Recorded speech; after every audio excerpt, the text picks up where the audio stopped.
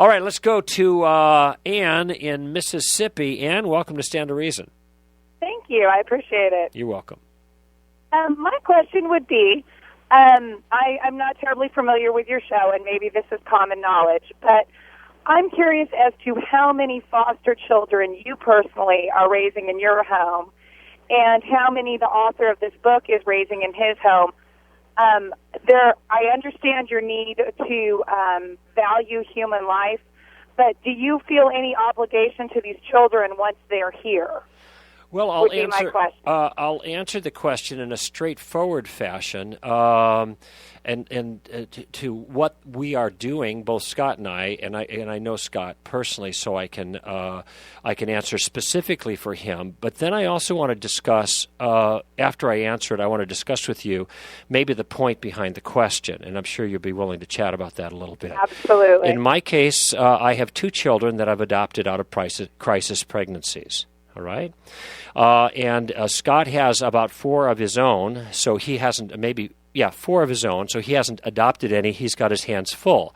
However, what both of us do is we travel around the country, he more than I, and we assist crisis pregnancy centers, excuse me, in raising funds so that they can offer services free of charge to women who are in crisis pregnancies who choose to keep their children.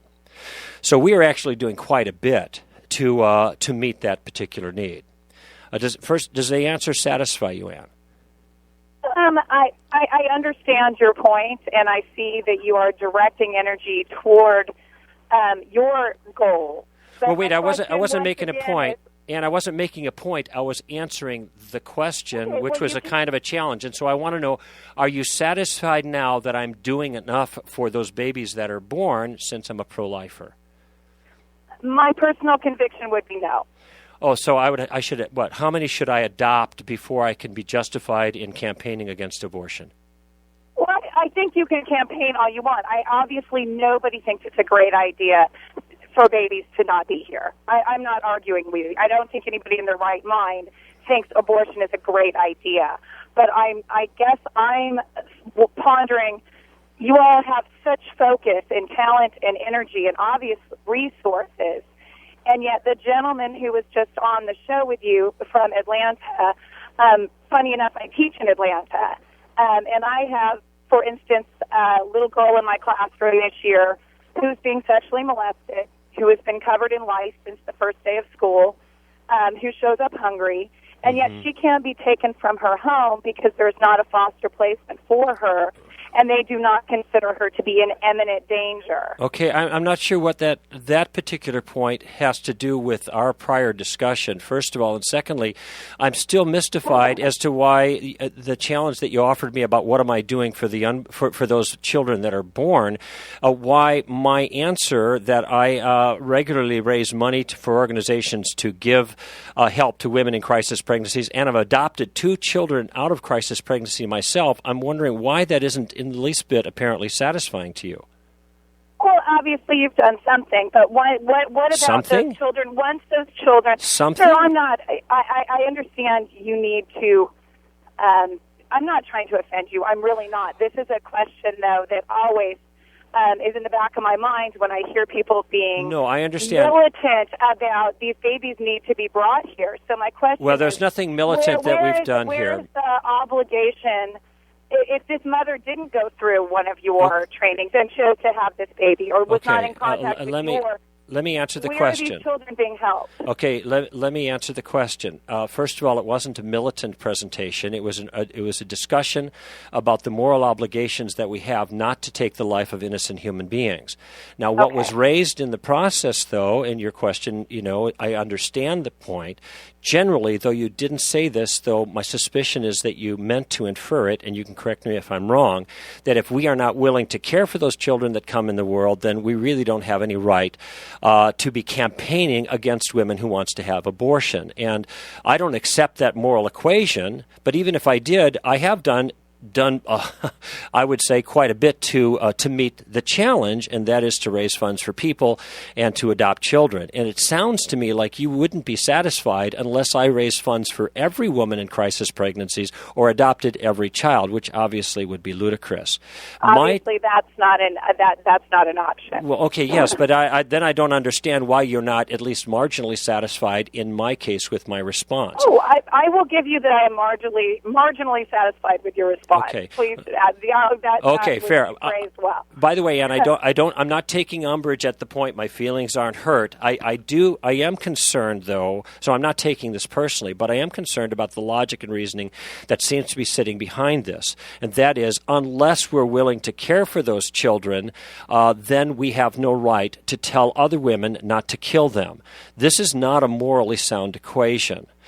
Just because I'm not willing to hire a slave doesn't mean I can't object to somebody enslaving another human being. Just because I'm not willing to marry the woman that a man is beating, his wife, doesn't mean that I can't object to him beating her. And by the same token, if the unborn is a human being, we shouldn't be taking their lives for the reasons that people have abortion. And even if I don't adopt all of those kids, I'm still within my rights to say don't abuse that child. That's basically my point. And that's a well-researched argument on your part, and I give you credit for that. Thank you, it is logical. It is logical, and yet, just earlier you said these children. I believe the distinction was the children are made in the image of God, That's right. Hence that is what makes it necessary, obviously, to save all of them. No, that's why we should value their lives, right? Yes, that's why we should. Thank you, because I missed your phrasing, and that was better than what I was going to say.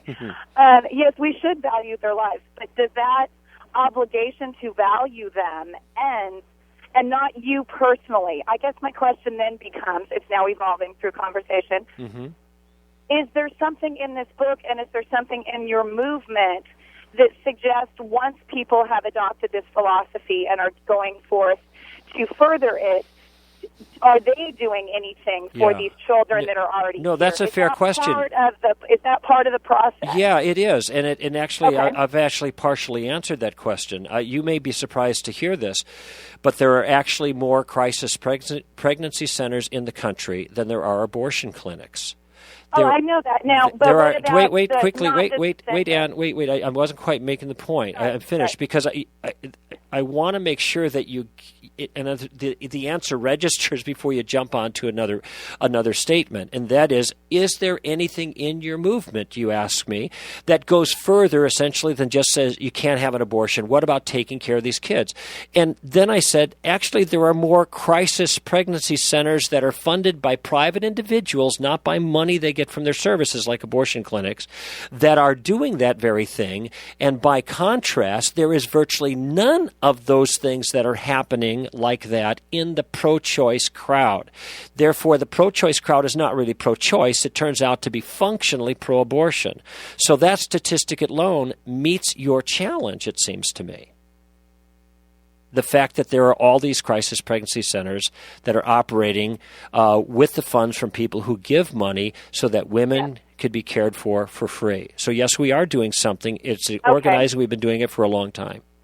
Okay, so once the pregnancy is over and the child is here, how much further contact or how much obligation is there for the rest of this child's life? How much follow-up is there for What about the children that didn't go through one of the centers? Okay.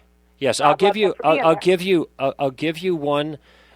one more answer to this, and I'm going to have to move on. But also, and the reason that I'm only going to give you one more answer is because I'm getting the feeling that no matter what I said to you, no matter how much is done, no matter how many children are cared for, you can still find someone left behind that you can complain about, instead of tipping your hat to a massive number of pro-life people who are doing way beyond, above and beyond the call of duty to help these children that they're saying that we should be rescuing and not killing. So here is the one more thing. My wife for 20 years, this is personal, it's my family, has been running a support group for single moms. She calls it the Single Mom Care Group. They meet twice a month. They have a potluck. They have encouragement. They have a craft. They have a speaker. They have child care, so they get away. So these are all women who went through crisis pregnancies, who are now raising their children, and we are still trying to do what we can for them. Let me ask you a question just to finish up, and it's just a simple yes or no would be fine. Are you satisfied yet? No. Okay. Fair enough, Ann. I'll give you the last word. Thank you so much for the call. It was a very it was a good, interesting, and challenging one.